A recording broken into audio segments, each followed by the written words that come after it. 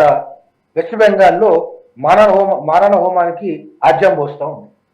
ఈ బెంగాల్లో ఈ అల్లర్లను సృష్టించినటువంటి వాళ్ళ మీద రకరకాల లింక్స్ అని వస్తున్నాయి. పిఎఫ్ఐ లింక్స్ అంటున్నారు, అప్పటికే లేదు బంగ్లాదేశ్ నుంచి వచ్చిన వాళ్ళు చేస్తున్నారు అంటున్నారు, టీఎంసీ గుండాలు అంటున్నారు.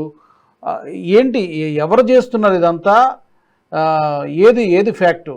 మీకున్న సమాచారం ఏంటి అసలు? మీరు ఓపెన్ స్టేట్మెంట్స్ వినండి. లాస్ట్ ఎలక్షన్స్ కన్నా ముందు, మమతా బెనర్జీ అసెంబ్లీ ఎలక్షన్స్ కన్నా ముందు, వెస్ట్ బెంగాల్ అసెంబ్లీ ఎలక్షన్స్ ముందు మమతా బెనర్జీ స్టేట్మెంట్ ఏంటిది? ఏ ఒక్క బంగ్లాదేశీ వలసదారుణ్ణి నేను వెళ్ళగొట్టనియా అన్నది. ఈ మధ్య కూడా చెప్పారు కదా, 33% మంది మైనారిటీ. ఆ రోజు నుంచి చెప్తున్నా నేను.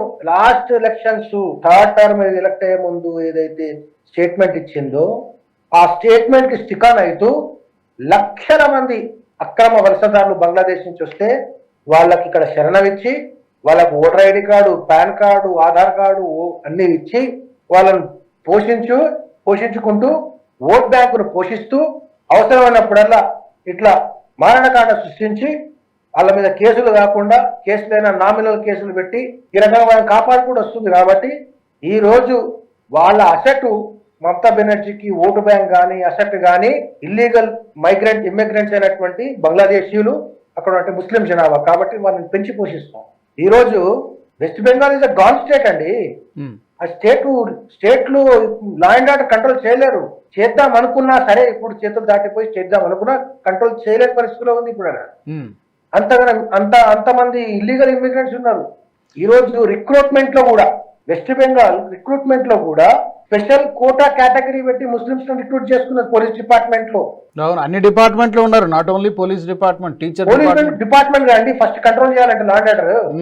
అవును, లా అండ్ ఆర్డర్ కంట్రోల్ చేసి లా అండ్ ఆర్డర్ పీస్ఫుల్ ఉందంటే ఇన్వెస్ట్మెంట్స్ వస్తాయి. రోజు పొద్దున్న లేసి అల్లర్లు అవుతున్నాయి, రాళ్ళు రువ్వుతున్నారు, మర్డర్లు అవుతున్నాయి, కర్ఫ్యూలు అవుతున్నాయి అంటే ఎవరు డెవలప్మెంట్ కోసం ఇన్వెస్ట్మెంట్ తీసుకొచ్చి పెట్టరు.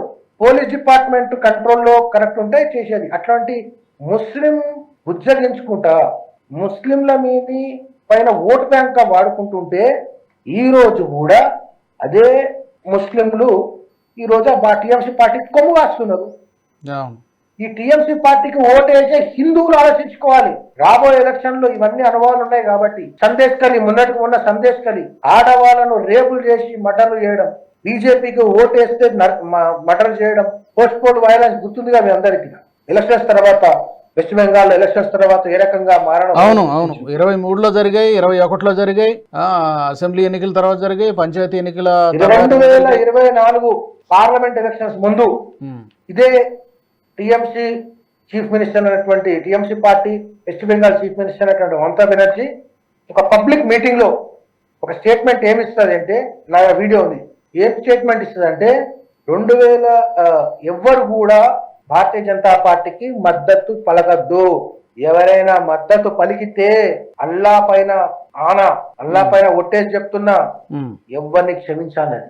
ఇక్కడ చీఫ్ మినిస్టర్ కాన్స్టిట్యూషన్ పోస్ట్ లో ఉండి ఎలక్షన్స్ లో, డెమోక్రటిక్ గా జరగాల్సిన ఎలక్షన్స్ లో బీజేపీ పార్టీకి ఓటు వేసిన వాళ్ళను అల్లా మీద ఒట్టేస్తున్నా మిమ్మల్ని వదలను, సపోర్ట్ చేసిన వాళ్ళని చెప్తున్నా. ఇంకా ఏం ఎక్స్పెక్ట్ చేస్తామండి?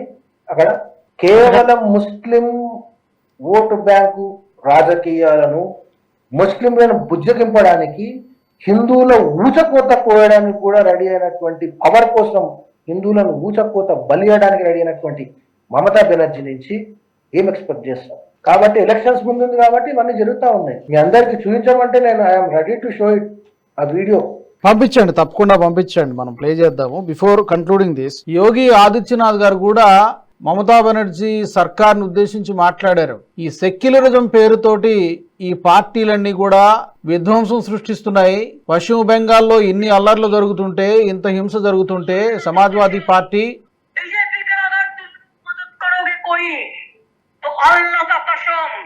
आप लोगों को कोई माफी नहीं करेगा। अगर बीजेपी की मदद तुम हिंदुओं करोगे तो अल्लाह कसम तुमको कोई माफ नहीं करेगा। हिंदुओं को करने भी अल्लाह कसम बात करिए, मेरा वर्ड नहीं है, ये ममता बनर्जी के वर्ड है। करेक्ट ఆమె చెప్పింది అన్నమాట. ఇంకా అలాంటి వ్యక్తి నుంచి ఇలాంటి పరిపాలన కాకుండా ఇంకేం ఎక్స్పెక్ట్ చేయగలుగుతాం? మీరు అన్నమాట కరెక్ట్. ఇంకేం expect చేయగలుగుతాం చెప్పండి? ఇంకేం ఎక్స్పెక్ట్ చేయలేము. ఈవెన్ సెక్యులరిజం పేరుతో మిగిలిన పార్టీలు కూడా సమాజ్వాదీ పార్టీ ఏంటంటే హిందువులు వెస్ట్ బెంగాల్ లో హిందువులు ఇప్పటికైనా ఉచితాల పైన ఈ చిన్న చిన్న ఆశల పైన బెదిరింపులకు భయపడకుండా ఒక్కసారి ఇంట్లోంచి బయటకు వచ్చి టిఎంసి గవర్నమెంట్ పడగొడితేనే అక్కడ హిందువులకు రక్షణ.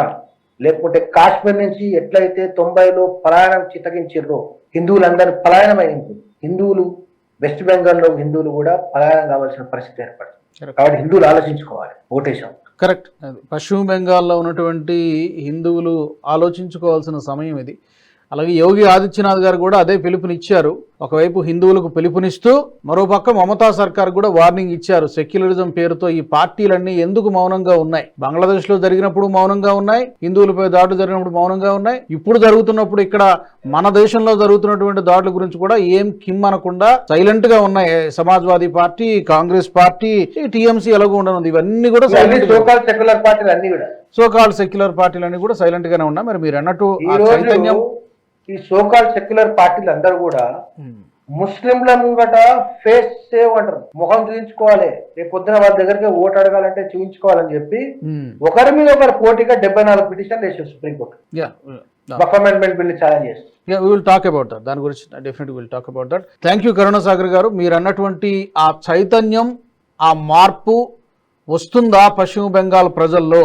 చూద్దాం, రాబోయే రోజులు రావాలని కోరుకుందాం. మరి ఈ అల్లర్లు ఇత్తడితో సద్దుమణుగుతాయా లేకపోతే ఇంకా విస్తరిస్తాయా ఏంటనేది మరికొద్ది రోజులు మనం రాబోయే రోజుల్లో చూస్తాం.